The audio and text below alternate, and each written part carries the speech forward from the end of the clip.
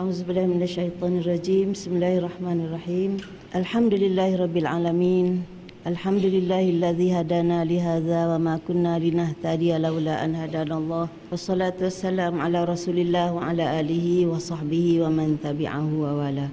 Rabbi shrah li sadri wa yassir li amri wahlul 'uqdatam min lisani yafqahu qawli. Rabbana atina min ladunka rahmah wa hayyi lana min amrina rasyada. Assalamualaikum warahmatullahi wabarakatuh.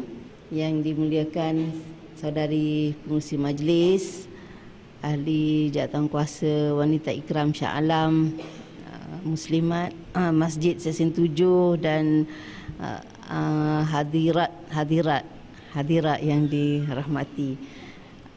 Alhamdulillah, syukur kehadrat Allah Subhanahu Wa Taala kerana dengan izinnya, dengan rahmatnya mengizinkan kita sekali lagi memasuki bulan Ramadan. Ramadan yang diberkati, Ramadan Al-Mubarak, Ramadan yang penuh dengan rahmah, maghfirah, ridwan daripada Allah Subhanahu Wa Taala. InsyaAllah pada pagi ini kita akan kongsikan sedikit tazkirah tentang tajuk Ramadan Pemacu Perubahan. Dan tidak lupa tahniah kepada semua yang dapat hadir dan dapat sama-sama menunaikan ibadah, solat, bermunajat kepada Allah Subhanahu Wa Taala. Mudah-mudahan segala doa yang dipanjatkan dikabul oleh Yang Maha Esa, insya-Allah. Okey, bila sebut bulan Ramadan selalu dikaitkan dengan pelbagai ibadah. Selalu orang namakan Ramadan ini karnival ibadah, ya, musim ibadah, bulan yang di mana pintu-pintu syurga dibuka, pintu-pintu neraka ditutup dan syaitan-syaitan ditambat. Semua manusia berlomba-lomba untuk mengejar segala kebaikan dalam bulan Ramadan. Dan mungkin kerana syaitan ditambat, maka kerajinan kita dalam bulan Ramadan ni memang luar biasa.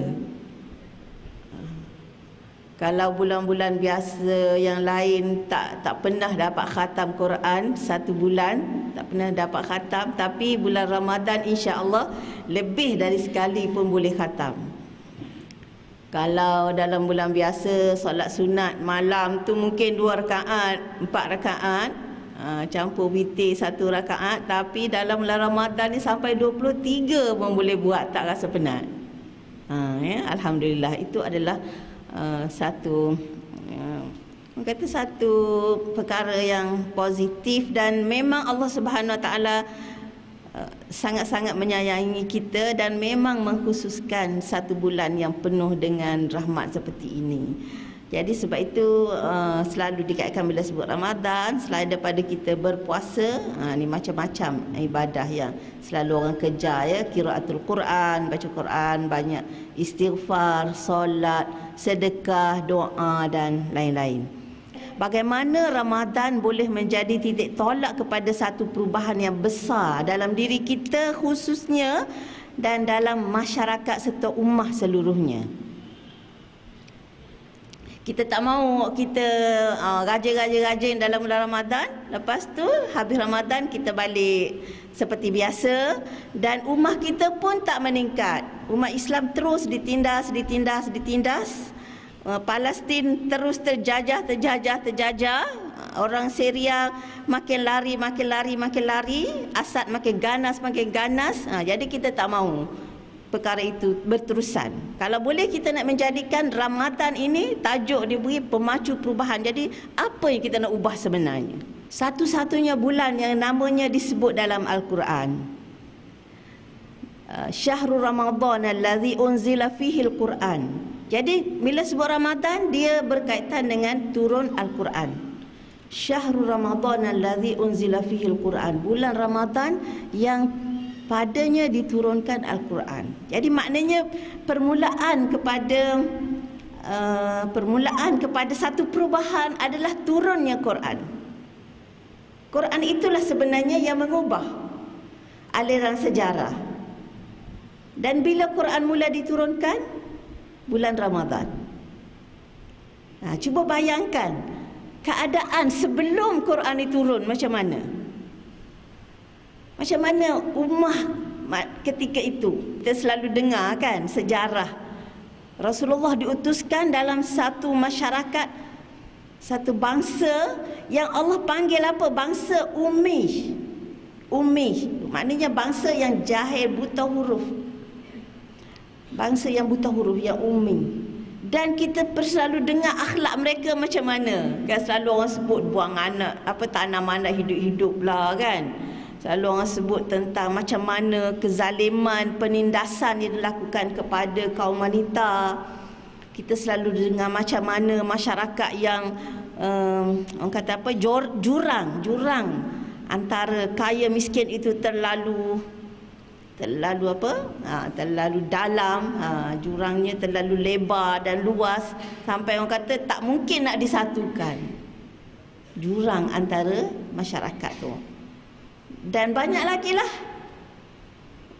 kebobrokan manusia sebelum turunnya Quran. Dan bagaimana masyarakat yang teruk itu bertukar menjadi satu ummah yang hebat. Bila Quran itu diturunkan dalam bulan Ramadan. Syahrul Ramadan allazi unzila fihi al-Quran. Di mana Allah sifatkan Quran ni apa? Hudan linnas. Sebagai petunjuk, sebagai pembimbing. Wa bayyinatin minal huda wal furqan. Dan yang mengandungi keterangan-keterangan serta al-furqan. Jadi Allah sebutkan huda, bayinat dan furqan. Memberi petunjuk, memberi bimbingan, keterangan-keterangan yang jelas yang membezakan antara yang hak dan batil, antara yang benar dengan yang palsu, antara yang betul dengan yang salah.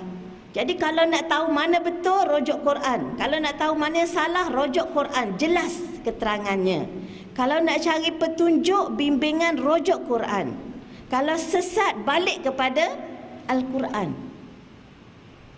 Jadi Al-Quran ini benar-benar diturunkan untuk mengubah. Untuk mengubah. Bukan untuk hanya dibaca seronok-seronok, dapat pahala baca Quran, dah khatam. Lepas tu apa yang berubah? Tak berubah apa-apa. Bukan itu sahaja. Walaupun memang kita akui memang besar pahala baca Quran tu, tetapi Quran bukan hanya untuk kita baca dapat pahala. Tapi Quran adalah untuk mengubah. Sebagaimana Quran mampu mengubah umat dahulu. Ketika Quran mula diturunkan, maka begitulah insya-Allah jika Quran ini diambil dengan betul sebagaimana diambil oleh umat dahulu, maka insya-Allah Quran akan dapat mengubah. Jadi Ramadan adalah titiknya untuk kita membuat perubahan. Perubahan sebagaimana yang dikehendaki oleh Al-Quran. Jadi bagaimana Al-Quran memulakan agenda perubahan ini? Macam mana Al-Quran memulakan agenda perubahan? Dah nak ubah, nak mula dari mana? Nak mula dari mana? Perubahan bermula dengan Iqra.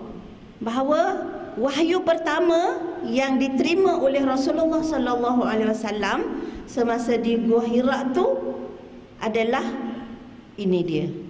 Surah Al-Alaq 1 hingga 5. Ini wahyu pertama yang diterima oleh Rasulullah sallallahu alaihi wasallam yang kita katakan untuk bawa perubahan itu. Iqra bismi rabbikal ladzi khalaq. Khalaqal insana min 'alaq. Iqra wa rabbukal akram. Alladzi 'allama bil qalam. 'Allamal insana ma lam ya'lam. Jadi apa yang Allah nak sampaikan kepada kita dalam ayat ini sebagai satu permulaan kepada perubahan ummah ini. Iqra ayat perintah, ya, surah apa ni dipanggil fi'il amar. Fi'il amar maknanya perkataan yang membawa makna perintah. Bacalah. Bacalah. Jadi perintah kalau dalam ilmu usul fiqh, bila perintah maknanya iqra, bacalah. Perintah, setiap perintah itu menunjukkan wajib. Maka membaca adalah wajib. Bukan sunat. Baca tu. Jadi Allah suruh membaca. Bacalah. Jadi orang Islam mula-mula sekali dia kena tanam dalam fikiran dia bahawa aktiviti membaca adalah suatu aktiviti yang wajib. Bukan sunat-sunat, bukan pilihan.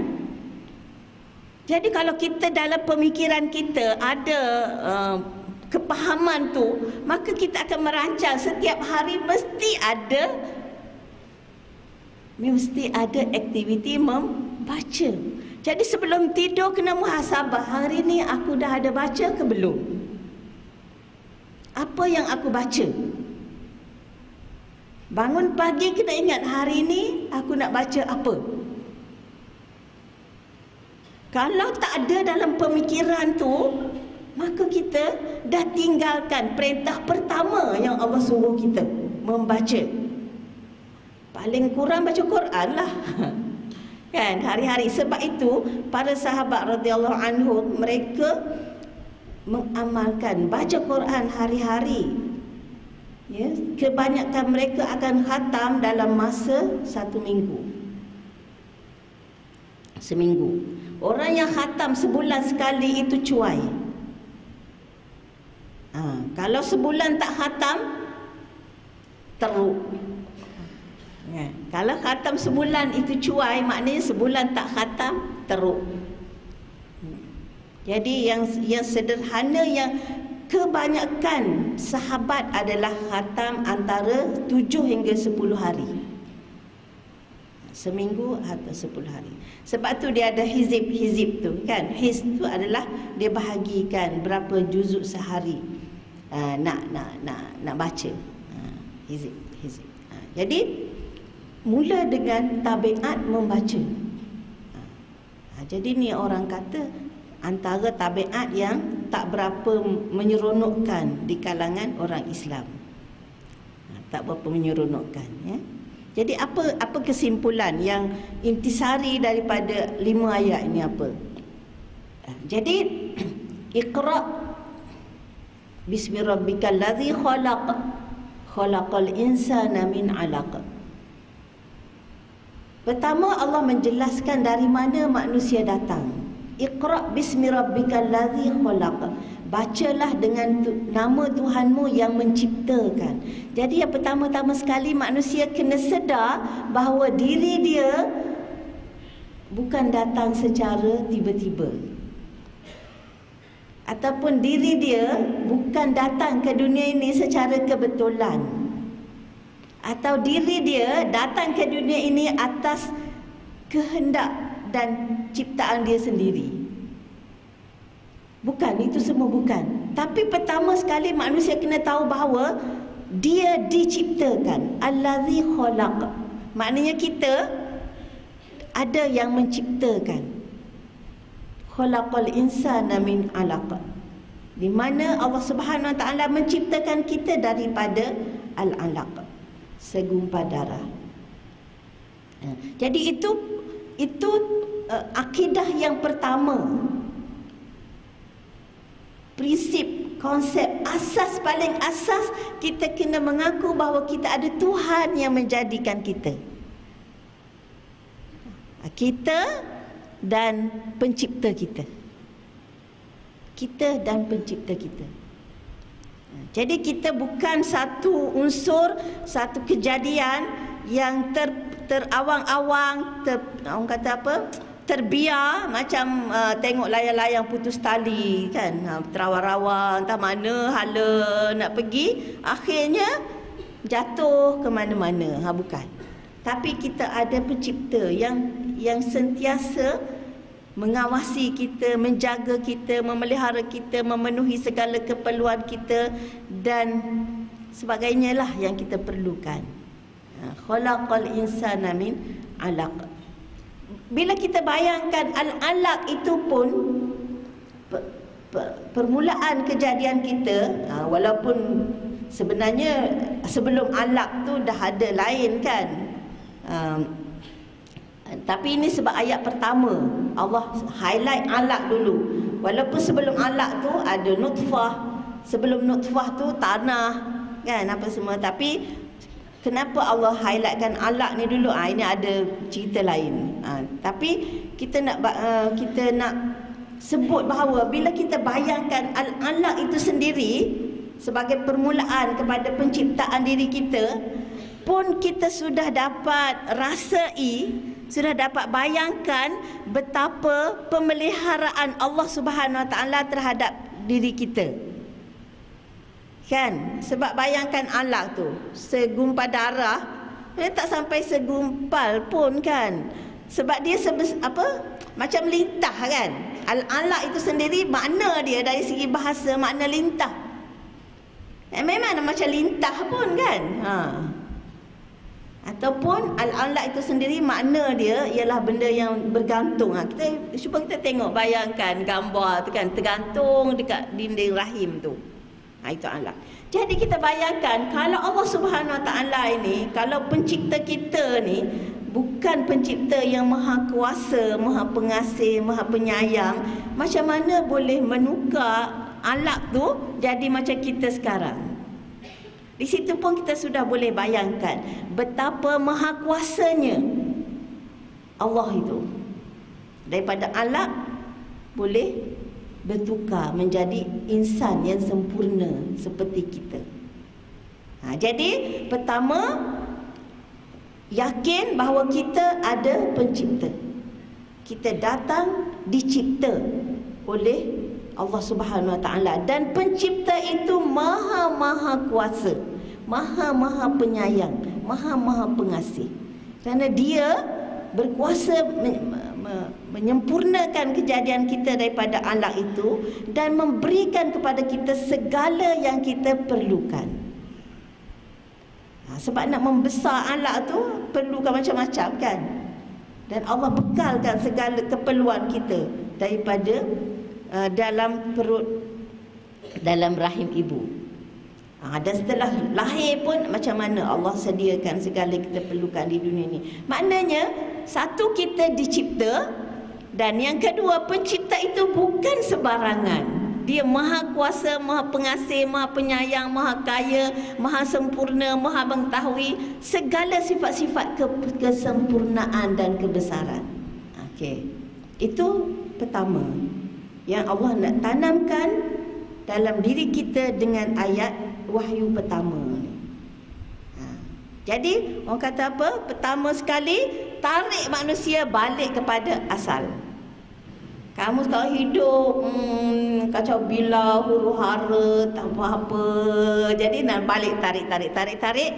Nak mantapkan, nak tancapkan akidah pertama ialah keyakinan bahawa kita adalah makhluk ciptaan yang maha kuasa.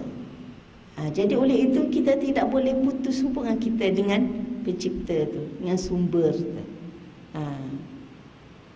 Kalau kita ada handphone kan, kalau tak ada handphone, kalau handphone rusak tu kita bawa ke mana? Mula-mula sekali kita rujuk manual dia lah kan. Kalau dia tak, butang ni tak jalan, nak buat macam mana? Kan dalam manual tu dah terangkan kan. Diterangkan ni ada butang depan ni, yang depan ni apa fungsi dia semua, betul tak? Baca tak manual tu? Kalau tak baca kan, beli, orang kata tokek tu cerita je, betul tak baca. Tapi bila ada masalah memang kita akan rujuk tu. Tak boleh juga hantar kedai tahu. Jadi macam itulah contohnya. Artinya kita ni dicipta oleh Allah Subhanahu Wa Taala. Jadi apa-apa masalah kena rujuk pada yang mencipta kita tu, yang maha kuasa, maha penyayang, maha mengasihi tu. Dan yang kedua, Iqra bismi rabbikal ladzi khalaq, khalaqal insana min 'alaq. Iqra wa rabbukal akram alladzi 'allama bil qalam, 'allamal insana ma lam ya'lam. Jadi manusia dicipta dan manusia lahir dalam keadaan tak tahu apa, tak ada ilmu. 'Allamal insana ma lam ya'lam. Jadi kita faham pertama sekali la ya'lam. Maknanya kita ni memang tak ada ilmu. Kita ni jahil. Tak ada orang lahir-lahir tu alim, hebat, semua ilmu. Tak. Malam ya'lam. Allamal insana malam ya'lam. Maknanya yang memberi kita ilmu, yang mengajar kita adalah pencipta kita, iaitu Allah Subhanahu wa ta'ala. Jadi oleh kerana kita lahir dalam keadaan kosong, jahil, tak ada ilmu, maka kita mesti berusaha melengkapkan diri dengan ilmu. Melengkapkan diri dengan ilmu. Jadi maksudnya, kalau hanya lahir ke dunia tidak dilengkapkan dengan ilmu, maka seolah-olah kelahiran itu tak ada makna. Sebab itu ulama menyifatkan ilmu tentang akidah ini, ya, ilmu tentang akidah ni, tentang ketuhanan, mengenal diri, beriman, tunduk kepada Allah, mereka menyifatkan sebagai kelahiran kedua. Kelahiran kedua. Kelahiran pertama kita adalah bila kita keluar daripada rahim ibu. Kelahiran kedua ialah apabila hati kita mendapat hidayah iman ini.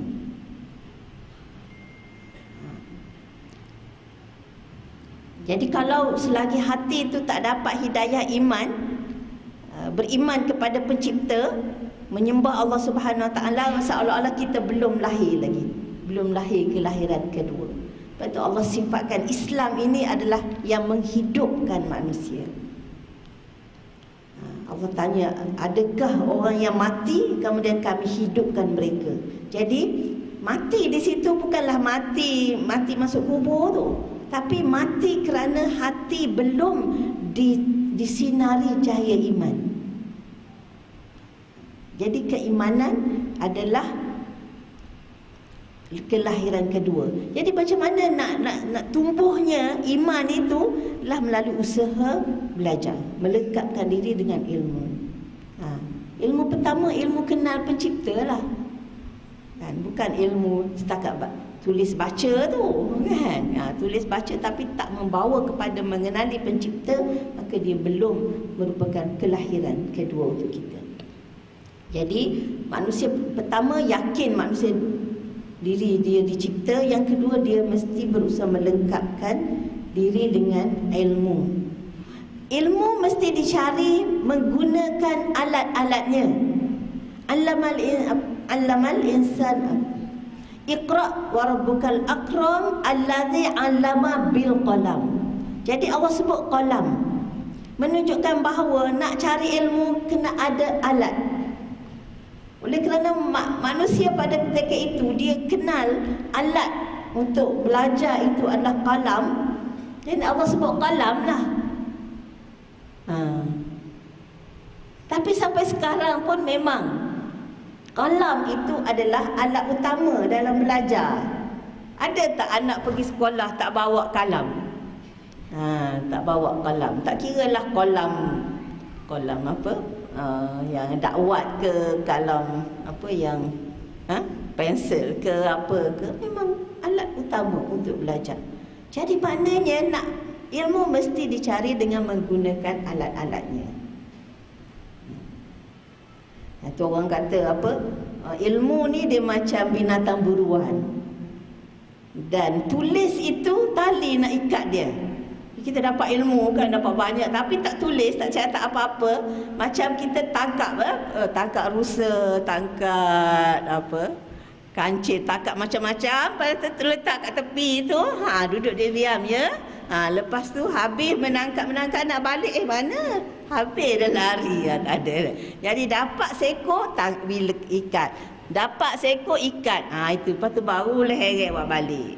Macam itulah kalau tak tulis. Ni ada apa orang tulis ni. Agak-agaknya balik boleh ingat ke ni. Okey, jadi kena ada alat. Jadi pepatah Arab kata ilmu tu seperti binatang buruan, dan menulis adalah ikatannya. Kena ikat, tambat. Tak tulis, larilah dia. Balik-balik tadi Ustazah cakap apa ya? Kan?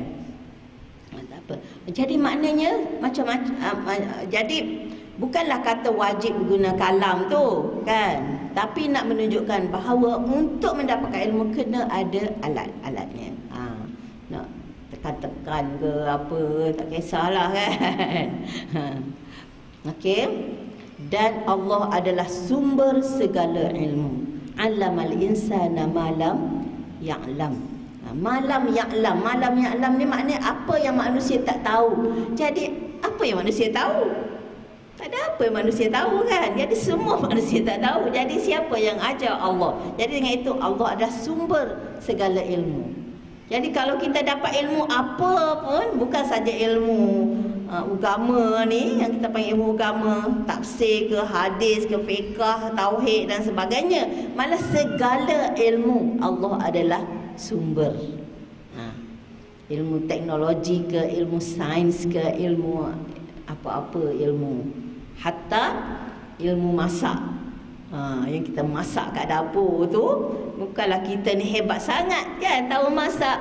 Maknanya Allah yang bagi ajar kita apa kegunaan benda-benda ni. Bila Allah ajar masa mula-mula manusia pertama, wa 'allama Adamal asma'a kullaha.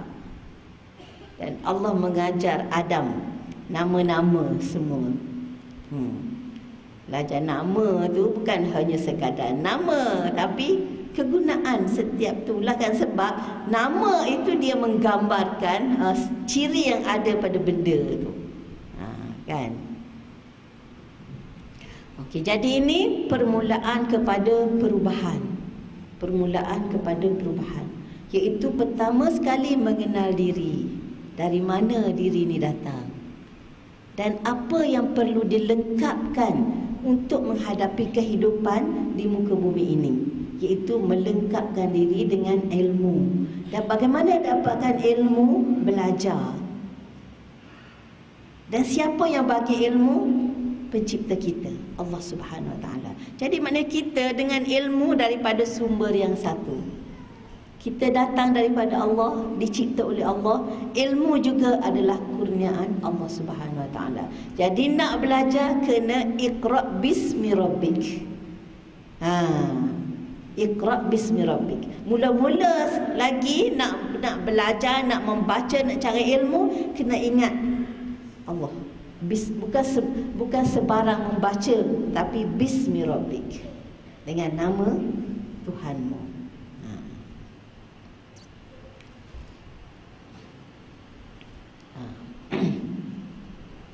Okey, jadi sebab itu saya bagi tugasan kepada ahli usrah saya, letak target habiskan membaca satu buku dalam bulan Ramadan ni. Lepas Ramadan saya nak soal setiap orang. Ahli usrah saya ada tak datang hari ni.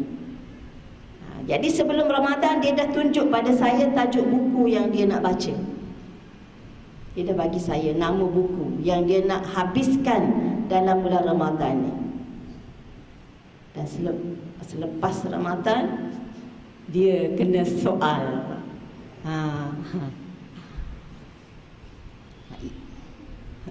Itu tugasan usrah, kan? Nak pastikan benar-benar menghayati perintah pertama Quran ni.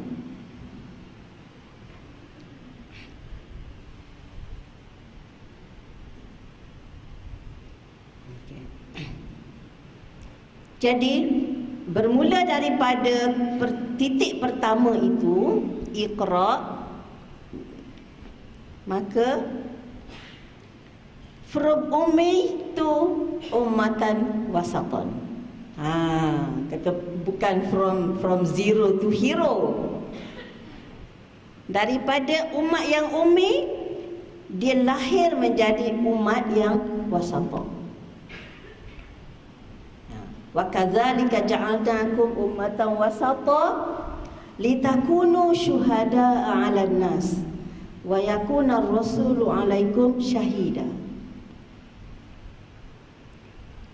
Jadi inilah yang arah yang kita nak berubah ni. Nak berubah menjadi umat yang wasata. Pernah dengar kan ummatan wasata ni? Wasata ni maknanya, wasata ni artinya pertengahan, adil, sederhana. Jadi maknanya dia bukan hanya sekadar untuk menjadi seorang individu yang baik, nak jadi orang soleh, wanita solehah, suami yang soleh, isteri solehah, anak yang soleh. Bukan hanya sekadar itu, tetapi kita nak berubah menjadi satu ummah. Perubahan dalam skala ummah, bukan perubahan skala individu, skala ummah. Bermula daripada Iqra, nak jadi ummah yang wasat. Wasat apa? Ummah yang adil, ummah yang sederhana, ummah yang berdiri menegakkan kebenaran. Itu ummah wasat. Boleh tengok dalam tafsir apa ummah wasat ni. Jadi maksud dia ialah ummah yang berdiri menegakkan keadilan, kebenaran, berdiri tengah-tengah, tidak condong ke mana-mana kecuali kepada kebenaran. Jadi Allah berfirman, wa kadzalika ja'alnakum ummatan wasata. Bila menjadi umat yang wasata ni, umat yang adil ini, tugasnya litakunu syuhada 'alan nas, supaya kamu menjadi saksi kepada sekalian manusia. Wa yakunar rasulu 'alaikum syahida, dan rasul menjadi saksi ke atas kamu. Dan demikianlah sebagaimana kami telah memimpin kamu ke jalan yang lurus, kami jadikan kamu wahai umat Muhammad. Bukan wahai Muhammad ni, wahai umat Muhammad. Umat Muhammad bukan hanya zaman Nabi, sahabat sahaja, tapi sampai ke akhir zaman, selagi kita menganut agama Islam ini, maka kita adalah umat Muhammad. Jadi ini ciri umat Muhammad, iaitu satu umat yang paling adil, umat yang pilihan lagi adil. Wasata, pilihan lagi adil, supaya kamu layak menjadi orang yang memberi keterangan, saksi, ya, kepada umat manusia tentang yang benar dan yang salah. Bayangkan, kita umat Muhammad ni, kita yang meneliti umat lain ni, oh ni salah ni betul ni. Itu. Bukan orang lain buat kita pun ikut, tak tahu salah ke betul. Sebaliknya kita yang kena menentukan manusia itu salah, manusia ini betul. Dan Rasulullah sallallahu alaihi wasallam, yakni Muhammad pula akan menjadi orang yang menerangkan kebenaran perbuatan kamu. Ya, pada masa yang sama kita diamanahkan untuk menjadi saksi kepada manusia. Pada masa yang sama Rasulullah sallallahu alaihi wasallam akan menjadi saksi ke atas kita. Maknanya dengan itu kita tidak bebas untuk mengatakan salah betul, kecuali mengikut panduan yang telah dibawa oleh Rasulullah sallallahu alaihi wasallam, sebab baginda yang akan menjadi saksi ke atas kita. Okey, jadi itu kita punya hala tuju perubahan. Bila kita kata memacu perubahan, nak berubah ke mana? Iaitu membina, membangunkan umat ini sehingga dia menjadi lahir sebagai umat yang wasata. Apa ciri umat wasata yang Allah sebut dalam ayat itu? Pertama sekali, dia beriman kepada Allah. Kedua, mentaati Rasulullah sallallahu alaihi wasallam. Ketiga, berpegang kepada kitab Allah. Keempat, mengetahui kedudukannya di sisi umat yang lain. Syuhada linnas, syuhada alinnas. Jadi ini yang mesti kita bina dalam diri kita, diri ummah, bukan kita secara individu sahaja, tapi inilah ciri yang mesti ada dalam diri umat kita, umat Islam yang Allah sifatkan sebagai umatan wasata ini. Iaitu pertama, membina keimanan yang teguh, kukuh, mantap kepada Allah Subhanahu Wa Taala. Kita dah sebut tadi, beriman bahawa Allah yang mencipta kita, Allah yang memiliki segala sifat kebesaran, Allah yang maha pengasih, Allah yang maha penyayang, Allah yang memberi kita ilmu, Allah yang memberi kita segala-galanya.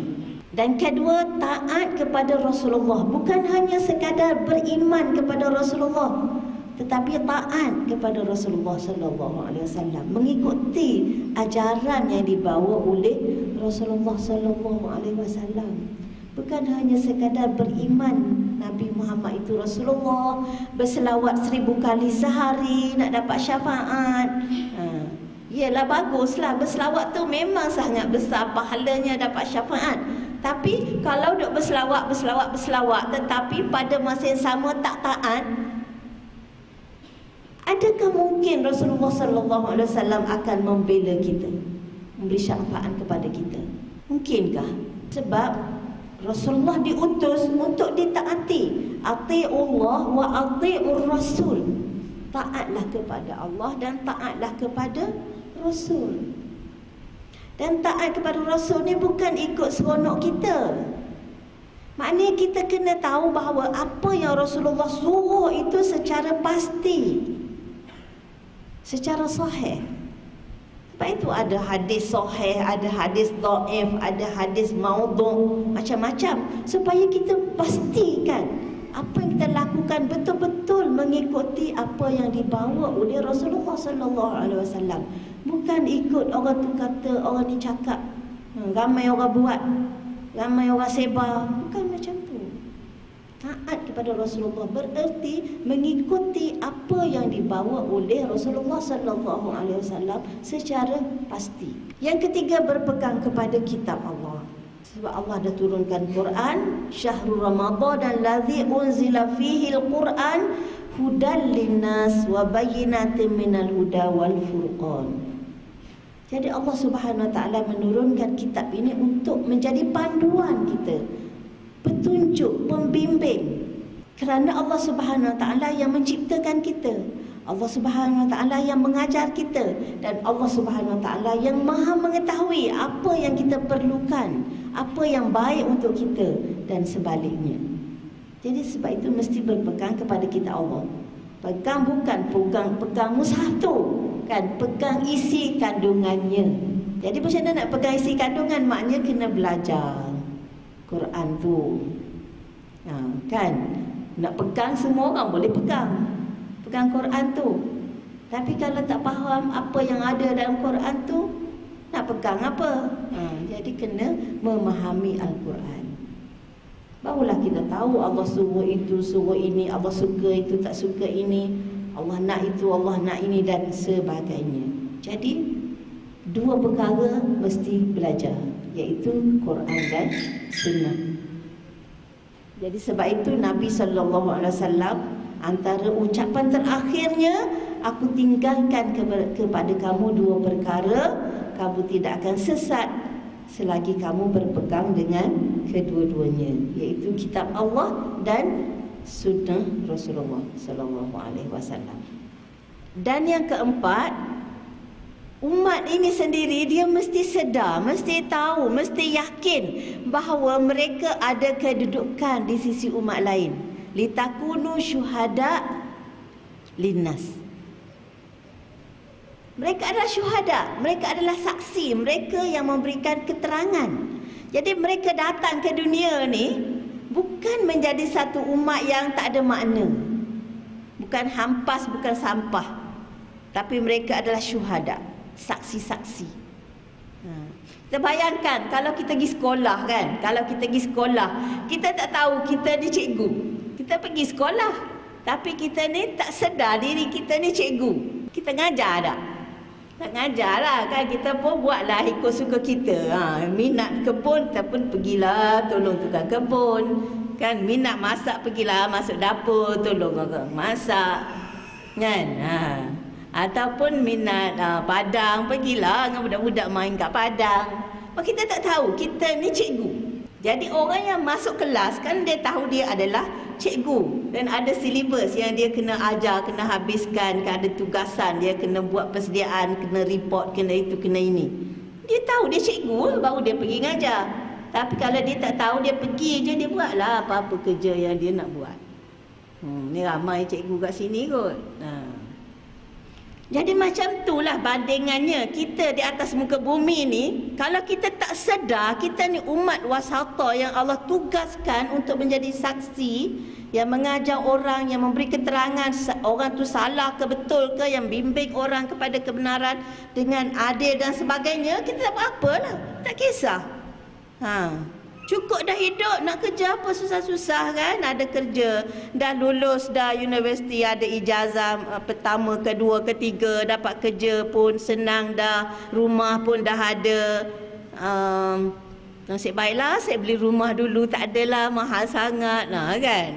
Kereta pun ada, dah ada keluarga, anak-anak pandai, belajar luar negara. Jadi apa kita nak kisah rumah, nak kisah orang? Kalau barang main naik mahal pun kita mampu nak beli. Ya, sebab kita tak tahu bahawa kita sebenarnya ada peranan menegakkan keadilan dan kebenaran. Jadi bila kata menegakkan kebenaran dan keadilan, lawan dia menentang kezaliman, kemungkaran, penyelewengan. Semuanya itu adalah tugas kita. Umat wasata, ummatan wasata ni. Wa kadzalika ja'alnakum ummatan wasata. Demikianlah kami jadikan kamu umat yang wasata. Untuk apa? Litakunu syuhada'a 'alan nas. Supaya kamu menjadi saksi kepada sekalian manusia. Jadi ramai orang Islam sendiri tak sedar ni.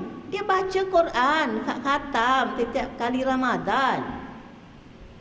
Tapi dia tak tahu kedudukan ini. Kedudukan yang istimewa dan mulia ini. Tak tahu.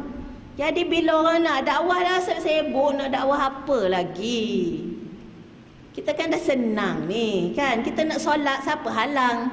Kita nak pergi umrah tiap-tiap bulan pun tak ada orang sekat. Kita boleh buat ibadah. Tak ada apa benda dah yang kita nak kejar. Allah bukan suruh kita hanya buat ibadah tu.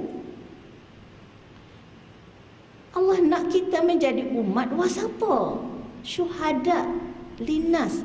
Kalau sekadar nak solat, buat haji, Nabi tak payah hijrah ke Madinah. Kat Mekah dah boleh solat dah. Duduk depan Kaabah lagi. Nak buat haji, nak buat umrah, berapa kali sehari tak payah tambang apa-apa. Rumah pun dekat Kaabah aja. Tapi Nabi hijrah kenapa? Kerana Nabi nak membina ummah ni. Ummah wasat ni yang akan menjadi saksi kepada seluruh manusia. Dan selepas wafatnya Nabi SAW, kenapa sahabat tak kekal duduk di Madinah? Tanah haram yang berkat tu, nak biarlah aku nak mati kat sini je.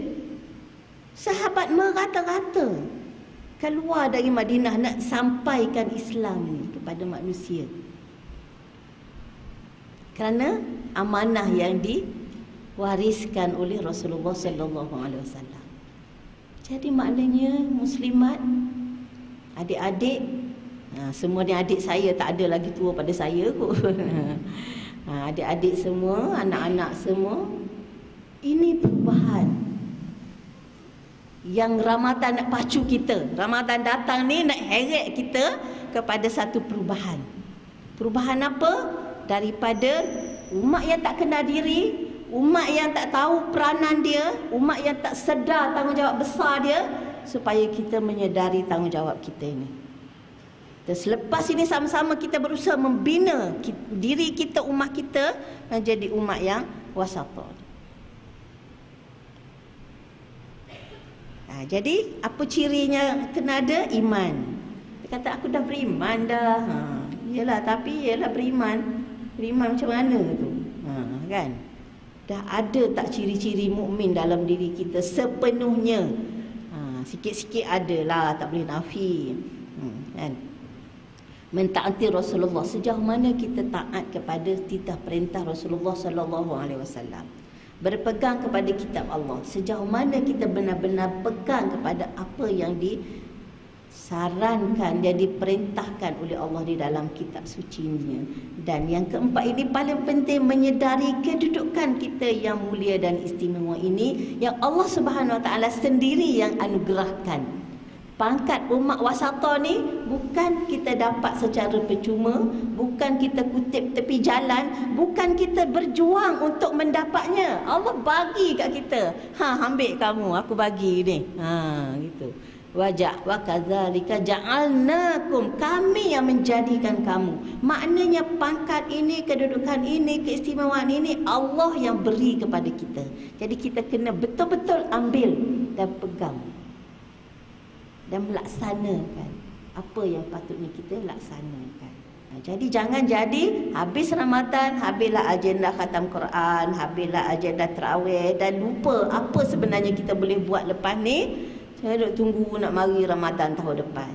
Jadi sebab itu Qardawi kata kunu rabbaniyin wala takunu ramadaniyin. Jadilah kamu rabbaniyin, orang yang rapat hubungan dengan Allah Subhanahu Wa Taala, orang yang taat kepada Allah Subhanahu Wa Taala, orang yang bersungguh-sungguh melakukan apa yang diperintah oleh Allah Subhanahu Wa Taala, orang yang sentiasa mencari redha Allah Subhanahu Wa Taala. Wala takunu ramadaniyin, jangan kamu jadi orang Ramadan. Orang Ramadan maknanya dalam bulan Ramadan dia rajin, sungguh-sungguh gigih ibadah. Habis Ramadan tak ada apa-apa perubahan, tunggu Ramadan akan datang. Jadi apa kaitan puasa dengan nak bentuk ummah wasata ni? Kerana puasa itu sendiri mengandungi makna yang boleh menjadikan seseorang itu mempunyai ciri-ciri ummah wasat. Jadi bulan yang diturunkan Al-Quran, bulan itu disyariatkan puasa. Dengan puasa akan memantapkan makna pengabdian diri kepada Allah Subhanahu Wa Taala. Allah sebut la'allakum tattaqun, membina kekuatan jiwa, menyuburkan sifat sabar, tahan lapar, tahan marah, lapar sabar, nak marah sabar. Kata menyuburkan sifat sabar. Tapi ramai orang boleh tahan lapar, tapi marah tak boleh tahan, ya. Jadi maknanya tak cukup sabar. Jadi sabar yang sebenar ialah bila dia dapat tahan marah. Ya, melahirkan sifat rahmah. Selalu kita kaitkan dengan bila kita lapar tu kita insaf, orang lain pula, orang lain lebih lapar kan. Kita bertimbullah rasa kasihan nak tolong orang yang tak cukup makanan. Menghayati erti persaudaraan iman dan ukhuwah insaniah. Persaudaraan iman maknanya dengan puasa tu paling kurang kita rasa kesatuan ummah ini. Sebab pada masa yang sama semua orang sahur, ya, pada masa yang sama semua orang berbuka, ya, kesatuan ummah dan ukhuwah insaniah, erti persaudaraan kemanusiaan. Sebab di sana ramai orang yang lapar, bukan orang Islam saja. Orang bukan Islam pun ramai yang kelaparan.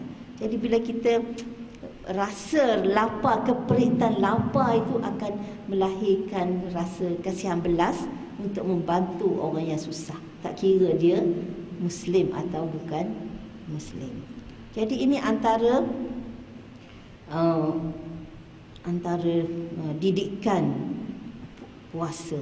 Jadi sebab itu puasa disyariatkan dalam bulan turunnya Al-Quran sebagai persiapan untuk menjadi umat yang wasata ini.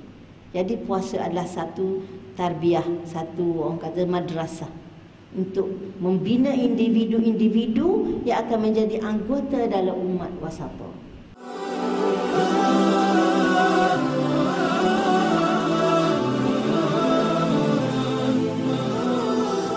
Tentang puasa diturunkan pada bulan Sya'ban tahun kedua Hijrah. Sebab puasa nak difardukan dalam bulan Ramadan. Jadi sebelum Ramadan, bulan Sya'ban. Jadi dalam bulan Sya'ban tu diturunkan ayat ya ayyuhallazina amanu kutiba alaikumusiyam kama kutiba alal ladzina min qablikum la'allakum tattaqun ayyaman ma'dudat, sehingga akhirnya syahrul ramadhan allazi unzila fihil Quran. Jadi puasa yang kamu disuruh tu adalah bulan Ramadan. Jadi ayat tentang puasa diturunkan dalam bulan Sya'ban tahun kedua Hijrah. Dalam bulan yang sama, tahun yang sama, terdapat empat peristiwa besar berlaku dalam bulan yang sama pada tahun tersebut. Iaitu selain daripada difardukan puasa Ramadan, difardukan zakat. Sebelum ini memang zakat dah diwajibkan. Maknanya kewajipan infak itu, mengeluarkan harta tu dah mula sejak ayat Makkiyah lagi. Maknanya di Mekah dah banyak dah ayat-ayat tentang galakkan dorongan supaya berinfak. Dan kita tengok bonda kita Sayyidatina Khadijah radhiyallahu anha yang asalnya kaya raya, jutawan, millionaire, tapi ketika dia wafat apa yang ada? Makanan pun tak cukup, ya. Habis harta dibelanjakan fi sabilillah. Jadi maknanya dorongan berinfak itu sudah bermula sejak Makkiyah. Tapi memfardukan zakat secara sistematik seperti sekarang ni, kan, apa harta yang wajib zakat, berapa banyak nisabnya, berapa banyak kadarnya, apa semua mula difardukan pada bulan Sya'ban tahun yang kedua Hijrah, sama dengan bulan yang difardukan puasa Ramadan. Dalam bulan ini juga difardukan perang. Sebelumnya hanya diizinkan sahaja. Malah di tahap pertama semasa di Mekah, Allah tak izinkan perang langsung. Kalau orang serang pun tidak dibenarkan membalas. Ayat Mekah semuanya suruh sabar, sabar, sabar. Kita tengok bagaimana para sahabat didera, disiksa. Tak ada satu pun yang dibenarkan membalas segala serangan-serangan tu. Sabar, sabar, sabar, sabar. Kan, kemudian bila berhijrah ke Madinah, pertama Allah dah mula longgar tentang perang ni, ialah balas kalau diserang. Tapi pada bulan ini, tahun kedua ni, Allah sudah mula membenarkan, memfardukan jihad perang. Jihad perang. Dan yang keempat, peralihan kiblat. Peralihan kiblat daripada Baitul Maqdis ke Kaabah di Mekah. Jadi permulaan solat difardukan, kita tahu sebelum hijrah, dalam peristiwa Isra' dan Mi'raj. Dan solat ketika itu menghadap ke Baitul Maqdis. Dan Nabi hijrah ke Madinah selama lebih kurang 18 bulan, Nabi menghadap ke Baitul Maqdis, Masjid Al-Aqsa di Palestin. Jadi dalam bulan Sya'ban tahun kedua hijrah berlaku arahan supaya menukar arah kiblat menghadap ke Kaabah.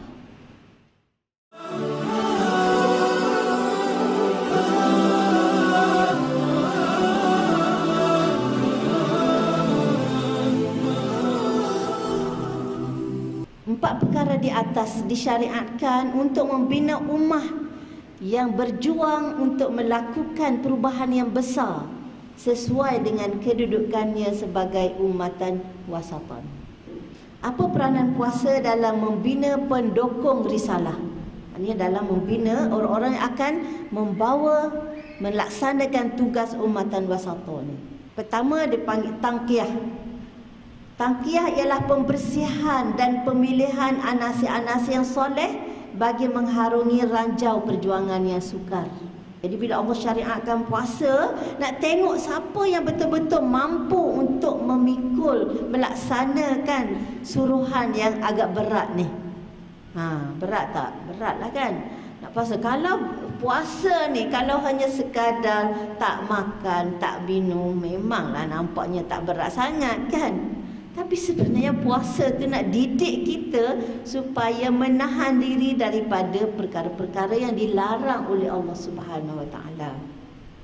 Mendidik kita mengontrol, mengawal perasaan, mengawal marah.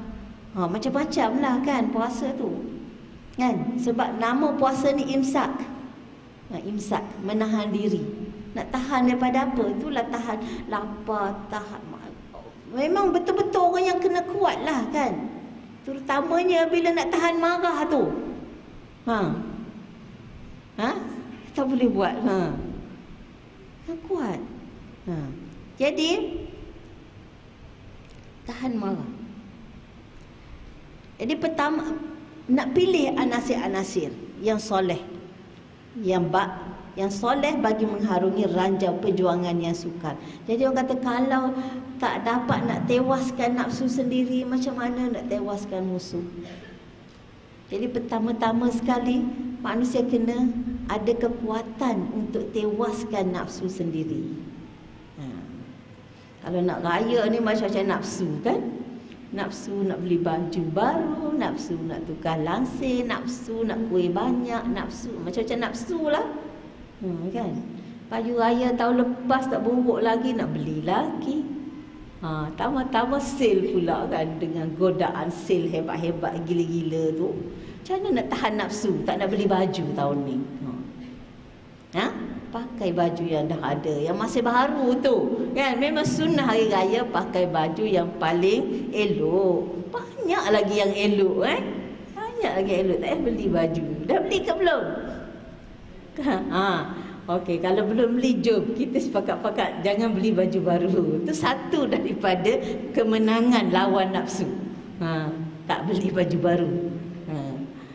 Macam mana dia janji dengan anak ni nak beli sedondon ni macam mana pula nak pujuk anak, kata ustazah tak bagi beli baju baru. Kan?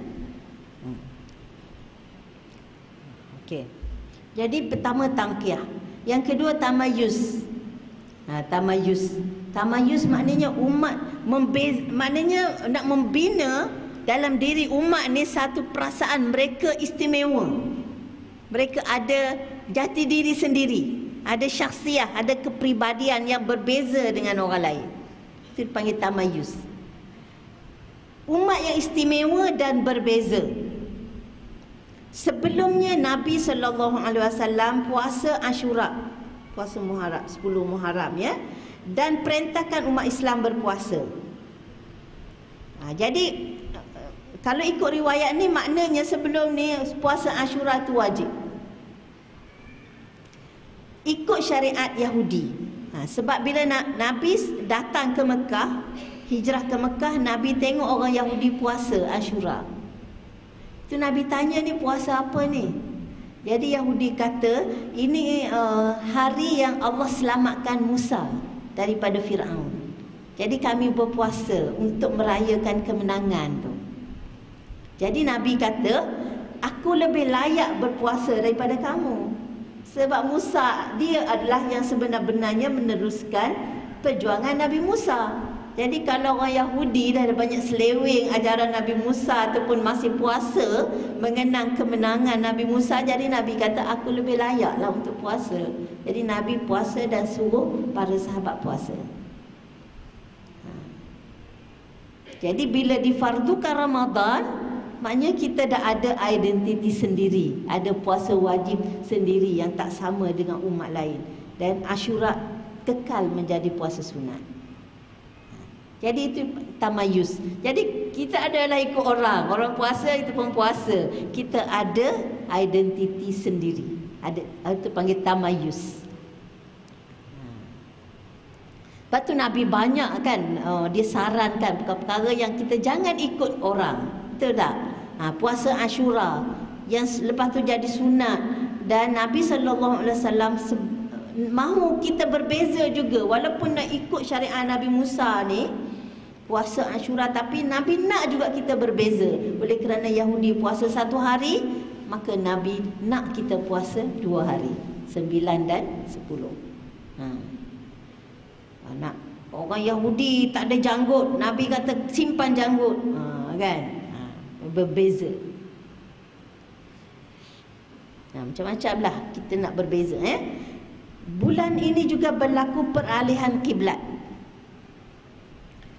Jadi peralihan kiblat ini membina izzah, memantapkan keyakinan diri sebagai umat yang mempunyai identiti sendiri. Jadi mensyariatkan puasa Ramadan berbeza dengan apa yang telah diamalkan oleh umat sebelum ni.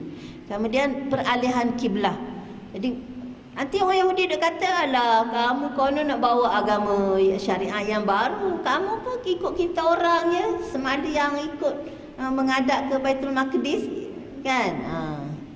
Jadi maknanya kita ada berbeza, kita balik, kita menghadap ke kiblat. Orang tanya, kenapa awal-awal lagi tak menghadap kiblat? Kan Nabi kan dah lahir kat Mekah, mula dakwah kat Mekah kan. Kenapa pula tak terus menghadap kiblat je? Kenapa pula kena menghadap Baitul Maqdis? Lepas tu balik semula ke kiblat, kata nak bina identiti sendiri, tak nak ikut Yahudi dan sebagainya. Kenapa pula tak terus menghadap kiblat je? Sebab kat Mekah tu orang musyrik pun membesarkan Kaabah tu. Nanti orang musyrik pula kata, kau ikut kita orang kan. Jadi maknanya nak pisahkan Islam ni daripada warisan jahiliah, warisan orang musyrikin. Jadi maknanya pisahkan dulu. Tak ada kiblat, tak ada Kaabah. Kiblat pula tak menghadap Kaabah. Menghadap Baitul Maqdis dulu untuk orang kata menunjukkan bahawa kita bukan warisan daripada tradisi Arab. Jadi permulaan solat menghadap Baitul Maqdis. Tapi akhirnya barulah menghadap ke kiblat itu, menghadap Allahu Akbar. Kiblat tu menghadaplah ya. Menghadap Kaabah itu adalah agama kita yang Allah perintahkan, bukan kerana mengikut tradisi Arab. Jadi maknanya sangat penting umat wasata ini mempunyai identiti sendiri. Mesti ada rasa izzah, ada harga diri, ada jati diri. Tak ada ikut-ikut orang je kan. Jadi dia melahirkan tamayus ini. Tamayus, ya. Faham ya tamayus? Hanya rasa diri berbeza dan istimewa. Orang kan suka buat yang pelik-pelik supaya orang nampak dia lain dari yang lain kan. Orang pakai subang dua belah, dia pakai subang sebelah. Orang pakai subang kat telinga, dia pakai subang kat bibir. Kan? Suka tunjuk berbeza. Jadi makna itu yang Allah nak ajar kita, mesti ada rasa berbeza, tapi berbeza yang istimewa, bukan yang berbeza yang berbeza yang tak guna, tapi berbeza yang istimewa, izzah kita. Dan puasa juga merupakan satu tarbiyah. Muslim perlukan bentuk tarbiyah tersendiri. Puasa mampu memainkan peranan ini. Puasa Ramadan dapat membina akhlak-akhlak utama yang mesti dimiliki. Ada cara pentarbihan yang tersendiri dalam amalan puasa itu. Dengan puasa, dia dapat melahirkan akhlak yang utama, yang mesti ada pada umatan wasata. Apa akhlak utama tadi? Tadi dah sebut lebih kurang ya tadi. Ni kita sebut balik tentang outputnya daripada puasa tu. Hasil daripada madrasah Ramadan ya, hasil daripada tarbiyah puasa. Apa dia? Tarbiyah Ramadan melahirkan ciri-ciri. Pertama, istijabah kamilah. Istijabah kamilah ni maknanya menyahut seruan Allah dengan sepenuhnya. Puasa melahirkan orang yang bersedia untuk menyahut seruan Allah dengan sepenuhnya. Yang dalam ungkapan dia sam'an wa ta'atan. Puasa tu dia melahirkan ciri tu. Contoh yang mudah lah. Contoh yang mudah ya. Puasa ni ada jadual. Mula terbit fajar hingga maghrib. Minal masyriq ilal maghrib. Mula terbit matahari, fajar, matahari terbit sehingga maghrib. Jadi bagaimana melatih kita menyahut seruan Allah, melaksanakan perintah Allah sepenuhnya? Contoh mudahlah. Katalah kita mula puasa, bila mula puasa tadi? Suruh masuk pukul 5.40. Jadi katakan kalau kita tengah makan tu, cukup je 5.40 tu, walaupun ada lagi makanan di depan, kita teruskan makan tak? Teruskan makan tak? Tak, berhenti terus. Itu maknanya istijabah kamilah. Menyahut seruan, menyahut perintah sepenuhnya. Walaupun kita kata hanya tinggal sesudu saja lagi, kita tak akan habiskan. Sebab Allah kata sekarang dah mula puasa. Walaupun kita seorang je kat rumah, tak ada orang, dia sahur seorang je. Seorang je makan sahur ni. Kan? Baru telan sesuap, tengok 5.40, walaupun kita kata baru sesuap je telan, makanan penuh lagi dalam pinggan, kita tak habiskan. Ataupun dah makan dekat nak habis, hanya tinggal sesuap je lagi, kita tak habiskan. Istijabah kamilah. Itu makna istijabah kamilah. Itu yang dikatakan sam'an wa ta'atan. Bila Allah seru, sahut terus. Tak ada tangguh, tak ada alasan, tak ada tunda, tak ada dolak dalik. Itu tarbiyah, didik. Dan waktu berbuka, hari ni waktu berbuka berapa? 7.24 kan? Lebih kurang lah 7.24. Jadi kita duduk depan ni, duduk depan ni dah hidang siap ni, 7.23 30 saat. Makan? Tak, tunggu juga sampai 7.24. Walaupun kurang 1 saat kita tak makan. Itu contoh. Jadi kalau kita boleh taat sebegitu dalam perkara yang kita sangat perlukan, jadi apa lagi halangan untuk kita taat dalam perkara lain? Dah sebulan dilatih kita, dididik kita untuk taat istijabah kamilah ini. Maka itulah yang kita kena bawa sepanjang hayat kita. Bila dia dengar, kita dengar je Allah perintah gini, stop. Ya ayyuhallazina amanu jtanibu katsiran minaz-zanni inna ba'dadh-dhanni ithmun wa la tajassasu wa la yaghtab ba'dukum ba'dha. Allah kata, wahai orang yang beriman, jauhi kebanyakan daripada sangka, kerana sebahagian daripada sangka itu berdosa. Jadi bila datang nak sangka ni, tak boleh, dosa ni, tolaklah, lawan terus. Kan?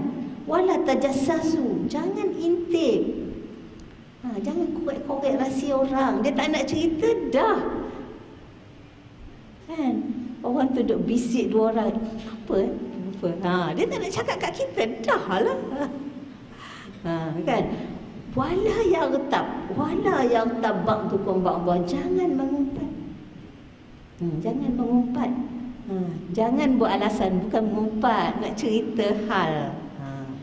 Itulah namanya mengumpat, nak cerita hal. Kalau tak ada hal, itu fitnah.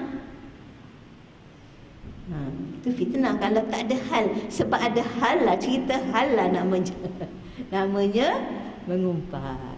Jadi sepatutnya kita boleh berhenti terus mengumpat. Sebagaimana kita boleh berhenti terus daripada menghabiskan makanan ketika puasa. Itu maknanya istijabah kamilah. Menyahut perintah Allah sepenuh-penuhnya, tanpa tangguh, tanpa dolak dalik, tanpa alasan. Yang kedua, at-tahakkum fi syahwat. At-tahakkum fi syahwat, iaitu menguasai nafsu. Bila sebut nafsu ni, biasanya syahwat ni biasa dia merujuk kepada 2 nafsu besar dalam diri manusia, iaitu nafsu makan, nafsu seks. Jadi maknanya puasa tu mendidik kita supaya menguasai 2 nafsu ni. Lapar tahan, haus tahan, dorongan seks tahan. Yang ketiga dia panggil at-tahakkum fil a'sab. A'sab. Ni mengawal diri atau menahan marah. A'sab ni dia kita punya dorongan ni, perasaan marah, perasaan benci. Kalau dah benci tu meluap, nak ludah je atas muka. Tak boleh tengok. Dia buat baik pun semuanya tak betul. Betul tak? Kalau dah benci tu, apa je dia buat semuanya salah. Pernah tengok tak orang benci? Pernah tak rasa benci? Macam mana bila rasa benci tu? Itu kena kawal. Wala yajrimannakum syana'anu qaumin ala alla ta'dilu. Allah kata, jangan kamu diduk kerana kamu benci kepada sesuatu kaum menjadikan mengheret kamu supaya tidak adil. Tapi kita tidak adil dalam menilai dia sebab kita benci kat dia. Dia buat baik pun semuanya salah. Semuanya kita tafsir buruk. Sebab kita benci. Itu kena kawal. Marah. Nah, marah dia akan membuatkan kita bertindak di luar batas. Kita tengok orang marah ke anak kan, dera budak-budak kecil kan. Tak apalah dosa dia. Kan? Dia bukannya tahu salah betul, ya Allah. Apalah salah dia sampai dia didera, patah tangan, luka sana, lebam sana, lebam sini. Tu apa tu? Tak dapat kawal marah. Jadi maknanya puasa tu sebenarnya mendidik kita untuk mengawal tu. Dipanggil at-tahakkum fil a'sab. Mengawal perasaan yang meluap-luap tu. Sebab tu Nabi ajar kita, bila orang ajak gaduh, kita jawab inni shaim. Aku puasa. Infak fi sabilillah. Puasa juga mendidik kita menjadi seorang yang pemurah. Ya, sebagaimana Rasulullah sallallahu alaihi wasallam diceritakan oleh Ibnu Abbas radhiyallahu anhu, Rasulullah adalah seorang yang pemurah dan lebih-lebih lagi dalam bulan Ramadan. Murahnya Rasulullah sallallahu alaihi wasallam seperti angin. Angin. Bertiup je, mengalir je infak dia. Wahdah dan ukhuwah. Puasa mendidik kita kesatuan dan persaudaraan. Sebab kita ni umat yang ada tugas besar. Ummah yang wasata. Dia akan menjadi syuhada alinnas. Kalau kita tak rasa persaudaraan sesama kita, kalau kita tidak boleh bersatu sesama kita, macam mana kita nak laksanakan tanggungjawab ni? Jangan kita kata kita je yang pandai, jangan kita kata kita je yang betul, jangan kita kata kita yang boleh buat. Kita kena tahu bahawa tanggungjawab ini dipikul oleh ummah Islam keseluruhannya. Jadi kita mesti ada minda untuk menyatukan, minda kesatuan dan ukhuwah. Jadi puasa mendidik kita ke arah itu. Contohnya waktu yang sama bersahur, waktu yang sama berbuka. Itu contoh je lah kan. Sama-sama berlapar, sama-sama rasa nikmat kenyang, malam sama-sama qiyam dan sebagainya. Dan sama-sama kembali kepada kitab yang satu, Quran. Sama-sama solat kepada kiblat yang satu. Sama-sama berdoa kepada Allah yang satu. Jadi ini antara tarbiyah yang dibawa oleh Ramadan untuk menjadikan kita memiliki ciri-ciri yang sepatutnya ada pada ummah wasata ini. Dan Ramadan juga mengajar kita merasai keperitan dan permasalahan yang dialami oleh orang lain. Ya, kalau orang yang memang dia tak pernah rasa susah, memang dia tak tahu peritnya susah tu. Orang yang memang dari awal hidup mewah, kaya raya, dia tak pernah rasa lapar. Kalaulah Allah tak tarbiyah melalui Ramadan ini, dia tak akan dapat rasa keperitan lapar tu. Jadi kalau dia sendiri tak pernah rasa, bagaimanalah dia nak faham penderitaan orang lain? Kan, macam mana dia nak faham penderitaan orang lain kalau dia sendiri tak pernah rasa? Nak harap dia rasa sendiri, dia tak akan rasa sebab dia memang hidup mewah, serba cukup. Jadi Allah susun supaya dia rasa. Nak tak nak, kamu kena rasa ni keperitan dan kesusahan orang. Jadi bila dia rasa, oh dia tahu rupanya ya Allah, kan? Jadi insaflah, selama ni senangnya dia kan. Jadi ini antara tarbiyah Ramadan, melahirkan manusia-manusia yang seperti ini. Manusia menjadi anggota yang layak memikul tanggungjawab besar, iaitu tanggungjawab sebagai ummatan wasata.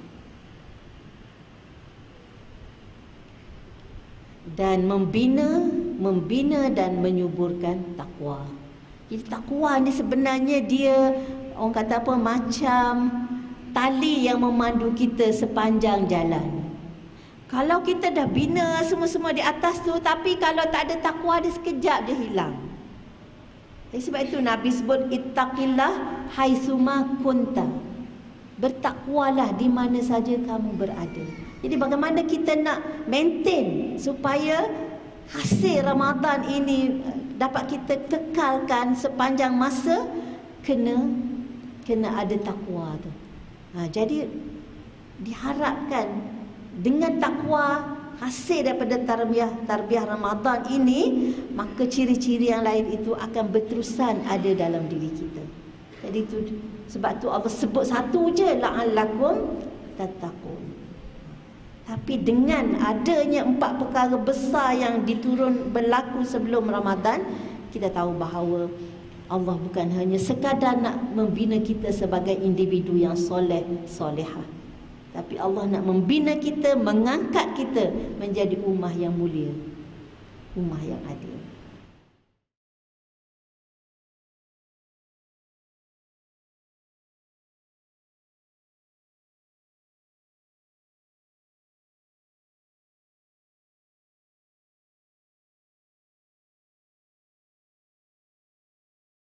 Ramadan bukan hanya sekadar bulan yang melintasi kehidupan umat Islam supaya mereka bergembira dengan kehadirannya.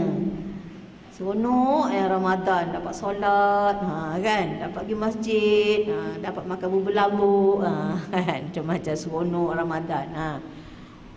Ya, Ramadan bukan hanya sekadar bulan yang melintasi kehidupan umat Islam supaya mereka bergembira dengan kehadirannya, menikmati keberkatannya dan menangisi pemergiannya, kemudian menanti-nanti kemunculannya pada tahun akan datang. Bukan hanya sekadar itu. Sebaliknya, Ramadan adalah satu tiang daripada tiang-tiang yang menampung bangunan Islam itu sendiri. Salah satu daripada rukun Islam. Cuba bayangkan sekiranya tiang itu tidak ada, atau tiang itu lemah dan rapuh. Bayangkan sekiranya pelaksanaan kewajipan Ramadan tidak dilakukan dengan sungguh-sungguh, bayangkan apakah natijahnya. Bukankah akan melibatkan bangunan Islam yang tersergam ini akan bergoncang dan akhirnya tumbang kerana satu daripada tiangnya tidak kuat, lemah dan bergoyang. Itu kata-kata Dr. Raghib As-Sajjani. Jadi maknanya kerana besarnya peranan puasa itu menuntut kita, besarnya peranan puasa sebagai satu daripada rukun Islam, sebagai persiapan untuk membina ummah wasatan, maka ia menuntut kita agar melaksanakan puasa ini dengan bersungguh-sungguh dan mengisi Ramadan ini dengan sepenuh-penuhnya. Maka diharap tazkirah yang tak tahulah ringkas ke panjang ke apa ke, diharapkan dengan tazkirah ini dapat menjadikan benar-benar dapat memberi erti kepada Ramadan kita pada tahun ini. Semoga insya-Allah kita akan meneruskan perjuangan kita mendukung tanggungjawab yang diamanahkan kepada kita oleh Allah Subhanahu Wa Taala sebagai ummatan wasatan litakunu syuhada 'alinnas wa yakuna ar-rasulu 'alaikum syahida.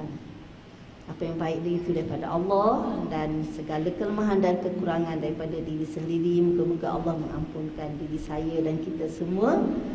Saya sudahi dengan wabillahi taufiq. Wassalamualaikum warahmatullahi wabarakatuh.